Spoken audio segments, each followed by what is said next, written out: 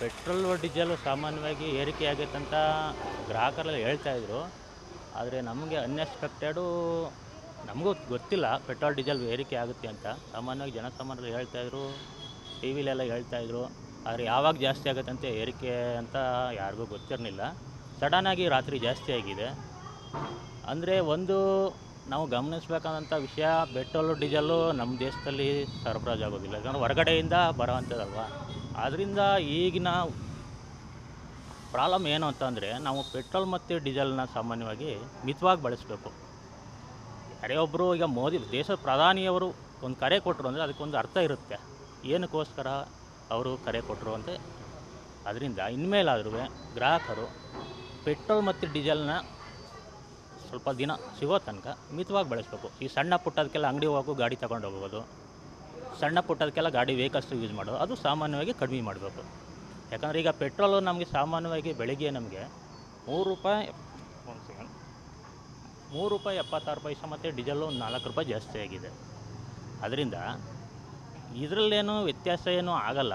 ಅಂದರೆ ವ್ಯತ್ಯಾಸ ಏನೂ ಆಗಲ್ಲ ಅಂತಂದರೆ, ಇದು ಯಾವುದೇ ಸ್ಟೇಟ್ ಗೌರ್ಮೆಂಟ್ ಆಗಲಿ ಸೆಂಟ್ರಲ್ ಗೌರ್ಮೆಂಟಲ್ಲಿ ಅಂಥದ್ದಲ್ಲ. ಇದು ತೈಲ ಕಂಪನಿಗಳು ಮಾಡಿರೋದು. ಏನಕ್ಕೆ ಅಂದರೆ ತೈಲ ಕಂಪನಿಗಳು ಅಲ್ಲಿಂದ ಸರಬರಾಜಾಗೋದು ಡಿಲೇ ಆಗುತ್ತೆ, ಅವ್ರಿಗೆ ಸರಿದೂಗಿಸ್ಕೋಸ್ಕರ ಮಾಡಿರೋದು. ಇದು ಯಾವುದೇ ಸೆಂಟ್ರಲ್ ಗೌರ್ಮೆಂಟ್ ಆಗಲಿ ಮೋದಿ ಅವ್ರು ಮಾಡಿದ್ರು ಅಂತ ಗ್ರಾಹಕರು ತಿಳ್ಕೊಂಡಿದ್ರೆ ಇಲ್ಲ. ಕರ್ನಾಟಕ ಸ್ಟೇಟ್ ಅವರು ಅವ್ರ ಮೇಲೆ ಇವ್ರಿಗೂ ಬೇಕು ಕೂರಿಸೋದು, ಇವ್ರ ಮೇಲೆ ಅವ್ರಿಗೂ ಬೇಕು ಕೂರಿಸೋದು. ಇದು ಪೊಲಿಟಿಕ್ಸ್ ಅಲ್ಲ, ಇದು ಸಾಮಾನ್ಯವಾಗಿ ಜನಸಾಮಾನ್ಯರೆಲ್ಲ ಹೊರೆ ಬೀಳ್ತಾ ಇದೆ. ಆದರೆ ₹1ಗೂ ಜನಸಾಮಾನ್ಯರು ಕಷ್ಟಪಡ್ತಾ ಇದ್ದಾರೆ ಗೊತ್ತು.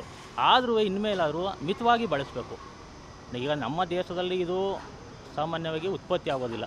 ಅದಕ್ಕೋಸ್ಕರ ಏನು ಮಾಡೋದು, ಪೆಟ್ರೋಲ್ ಮತ್ತು ಡೀಸೆಲ್ಲು ನಮಗೆ ಅಗತ್ಯವಾದ ವಸ್ತುಗಳು ಮಿತವಾಗಿ ಬಳಸಬೇಕು ಅಂತ ಈ ಮೂಲಕ ಗ್ರಾಹಕರಲ್ಲಿ ಕೇಳಿಕೊಳ್ಳುತ್ತೇವೆ. ಇನ್ನೇನು ಗ್ರಾಹಕರಲ್ಲಿ ಅವುಗಳಲ್ಲಿ ನಾವು ಹೇಳ್ತಾ ಇದ್ದೀವಿ ಮೇಡಮ್. ಗ್ರಾಹಕರಲ್ಲಿ ಅವ್ರಿಗೂ ತೊಂದರೆ ಆಗುತ್ತೆ. ಗ್ರಾಹಕರು ಸಾಮಾನ್ಯವಾಗಿ ನಾವು ಗ್ರಾಹಕರನ್ನೇ, ಅವರು ಗ್ರಾಹಕರನ್ನೇ, ಅವ್ರಿಗೂ ಎಲ್ಲ ಮಿಡ್ಲ್ ಕ್ಲಾಸ್ ಜನಗಳೇ ಬರೋವಂಥವ್ರು. ಅವರಿಗೆ ₹1 ತುಂಬ ಕಷ್ಟಪಡ್ತಾ ಇದ್ದಾರೆ. ಅದರಿಂದ ಆದಷ್ಟು ಇದನ್ನು ಜಾಸ್ತಿ ಆಗಿರ್ಬೋದು, ಮುಂದೆ ನಾವು ಅದು ಕಮ್ಮಿ ಆಗ್ಬೋದು, ಹೇಳೋಕ್ಕಾಗಲ್ಲ. ಯಾಕಂದ್ರೆ ನಮ್ಮಲ್ಲೇ ಇರ್ಬೋದು, ಸರಿನಾ. ನಾವು ಮಿತವಾಗಿ ಬಳಸಿದ್ರೆ ಸಾಮಾನ್ಯವಾಗಿ ಅದು ಮುಂದೆ ಕಮ್ಮಿ ಆಗೋ ಚಾನ್ಸಸ್ ಇದೆ. ಅದೇ ಹೌದು ಮೇಡಮ್, ಗ್ರಾಹಕರು ಹೇಳ್ಕೊತಾರೆ, ಏನು ಸಡನ್ನಾಗಿ ₹3 ಜಾಸ್ತಿ ಮಾಡೋದು, ₹4 ಜಾಸ್ತಿ ಮಾಡಿದ್ರು ಅಂತ ಹೇಳ್ತಾರೆ. ಆದ್ರೂ ಇದು ಅನ್ಎಕ್ಸ್ಪೆಕ್ಟೆಡ್, ಯಾರಿಗೂ ಗೊತ್ತಿರಲ್ಲ. ಏನಾದರೂ ನ್ಯೂಸ್ಗಳಲ್ಲಿ ಹೇಳ್ತಾ ಇರ್ತಾರೆ, ಡೈಲಿ ಹೇಳ್ತಾ ಇರ್ತಾರೆ ಜಾಸ್ತಿ ಆಗುತ್ತೆ ಅಂತ ಹೇಳ್ತಾ ಇರ್ತಾರೆ.